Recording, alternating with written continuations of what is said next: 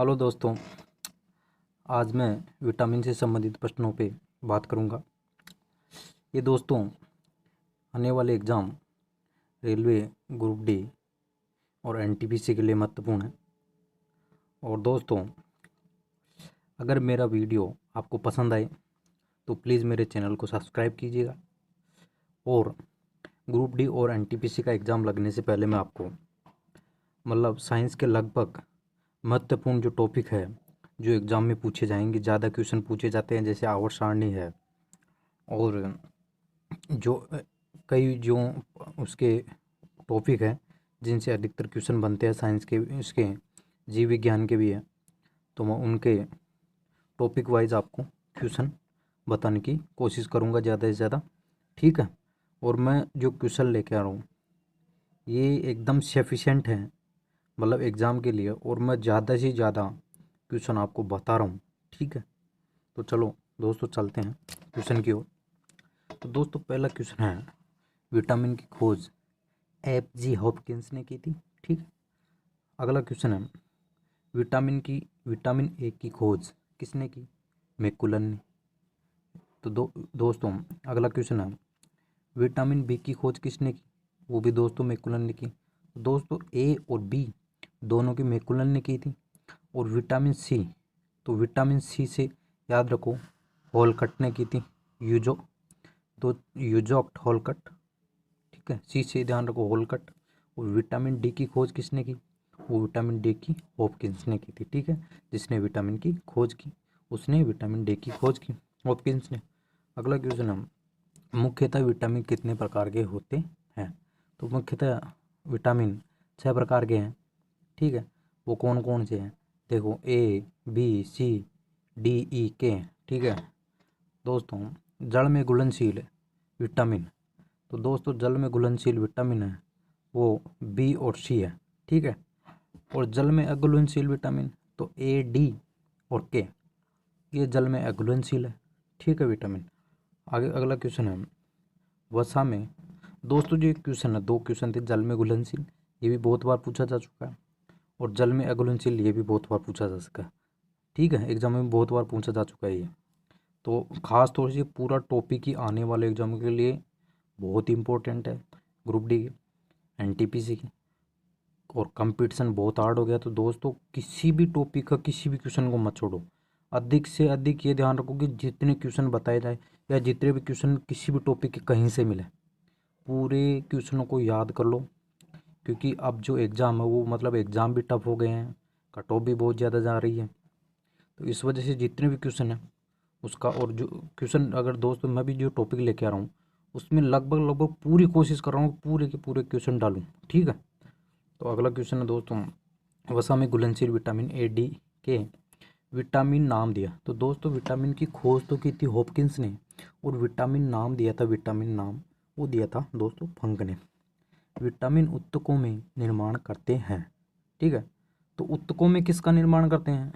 तो दोस्तों विटामिन उत्तकों में निर्माण एंजाइम का करते हैं। ठीक है, एंजाइम का करते हैं। विटामिन किस प्रकार की यौगिक है? तो दोस्तों विटामिन कार्बनिक यौगिक है। ठीक है, तो दोस्तों जो विटामिन है इनसे कोई कार्बोहाइड्रेट एनर्जी नहीं मिलती है। ये विटामिन ना शरीर को रोग प्रतिरोधक क्षमता, मेटाबॉलिज्म जिसे बोलते हैं, उसको बढ़ाने का काम करते हैं। ठीक है, शरीर का विकास में तो प्रोटीन काम करते हैं, बाकी ये कोई किसी प्रकार की एनर्जी नहीं देते हैं शरीर को। और ये केवल शरीर का इम्यूनिटी रोगों से लड़ने की क्षमता ये बढ़ाते हैं। ठीक है। तो अगला क्वेश्चन है, कौन से विटामिन में कोबाल्ट पाया जाता है? दोस्तों B12 में कोबाल्ट पाया जाता है। ये क्वेश्चन भी बहुत बार पूछा जा चुका है। ठीक है, कोबाल्ट वाला। सूर्य के प्रकाश से हमें कौन सा विटामिन मिलता है? तो दोस्तों सूर्य के प्रकाश से हमें विटामिन डी मिलता है। ठीक है, सूर्य के प्रकाश से विटामिन डी मिलता है जो हड्डियों को मजबूत बनाता है। ठीक है। कौन से विटामिन का निर्माण हमारे शरीर में होता है? तो दोस्तों हमारे शरीर में विटामिन के का निर्माण होता है। ठीक है, विटामिन के जो के है, के का आंत्र में उपस्थित बैक्टीरिया, जो के है इसका मतलब क्या है? तो इसका मतलब है कोलेन है। ठीक है। अगला क्वेश्चन देखो, विटामिन ए के रासायनिक नाम, तो रासायनिक नाम है विटामिन ए को रेटिनॉल बोलते हैं, जिसमें सबसे कई बार अधिकतर पूछा गया है रेटिनॉल के बारे में एग्जामों में।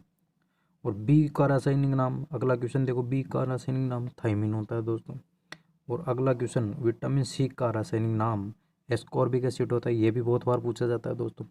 कहने का मतलब है दोस्तों, सब क्वेश्चन महत्वपूर्ण आने वाले एग्जाम में, क्योंकि कंपटीशन में कोई सा भी क्वेश्चन पूछा जा सकता है अब, ये है क्योंकि कंपटीशन बहुत हार्ड हो चुका है।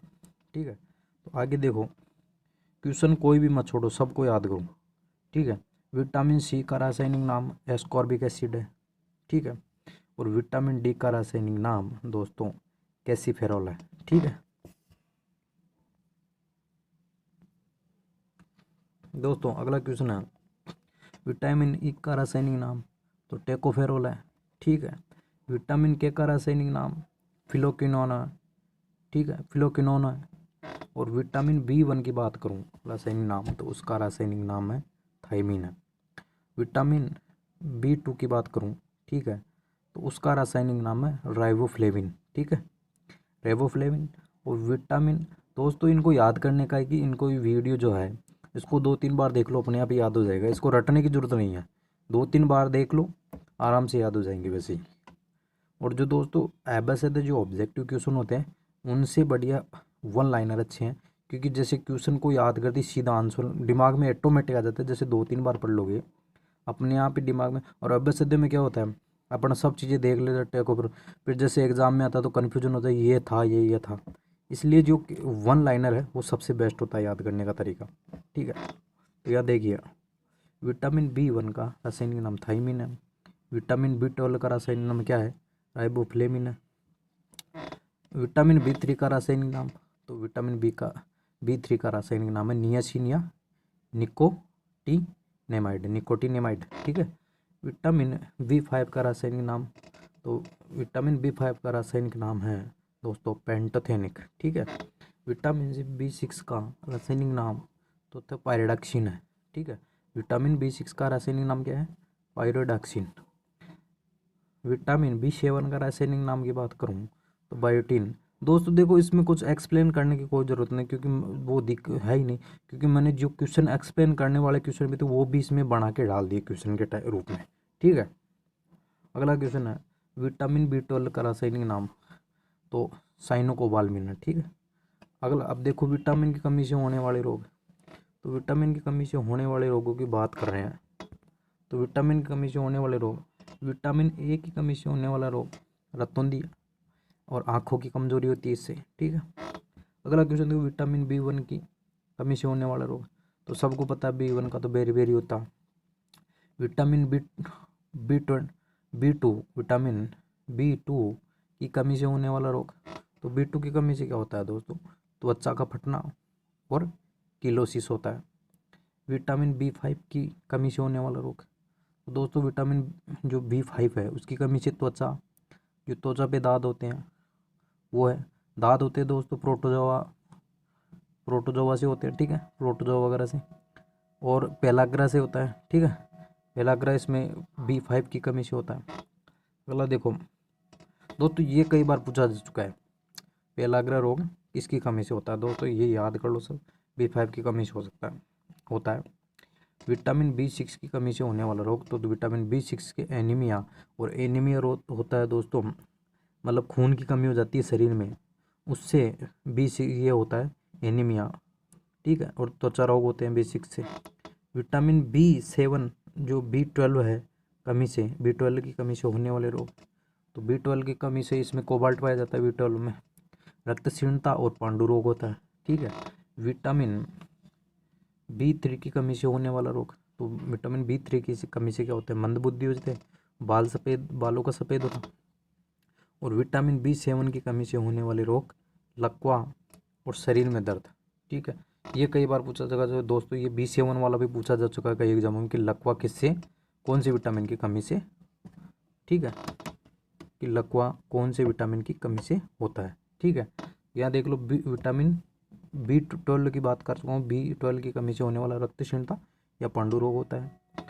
और विटामिन बी3 की कमी से होने वाला रोग, मंद बुद्धि व बाल सफ़ेद होना। ठीक है, अगला क्वेश्चन देखो, विटामिन B7 की कमी से होने वाला रोग, लकवा और शरीर में दर्द।